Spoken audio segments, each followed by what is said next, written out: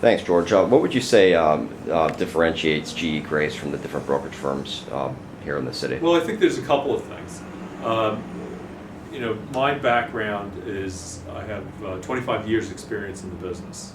I was trained at one of the largest real estate management firms in the city when I first started. I'm a lawyer by training and also have an engineering degree. What we try to do and what I instill in the people that work here is to anticipate all the potential problems that a deal or a transaction could possibly have and head those problems off in the beginning.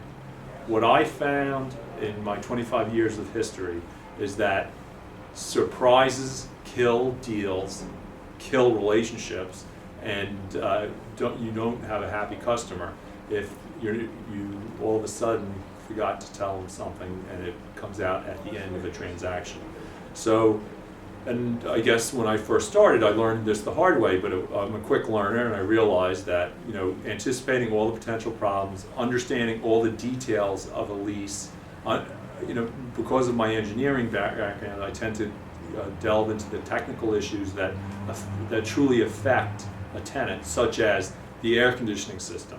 Does the air conditioning system, is it suitable for the type of work that the tenant's doing, for the hours that the tenant works? Do they have control over it? Does the landlord have control over it? It seems like a simple item, but after the building management, air conditioning is the biggest cause of problems that tenants have.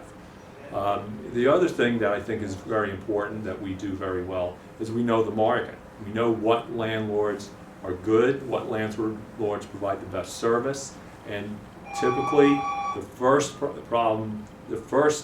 complaint that tenants have is with the landlord. The landlord doesn't provide the services, then the tenant is unhappy. We try to avoid those landlords where that's going to be a problem. Now, it can be that a landlord that doesn't provide good service has the cheapest building in town, which some tenants may want. So they take that space knowing that the service is going to be poor. There's a particular landlord in downtown whose buildings are less expensive than everybody else's, but he doesn't maintain the properties that well. Some tenants don't care. They're fine with a rent that's 10% less than everybody else, and they can live with the fact that the buildings are a little shabby.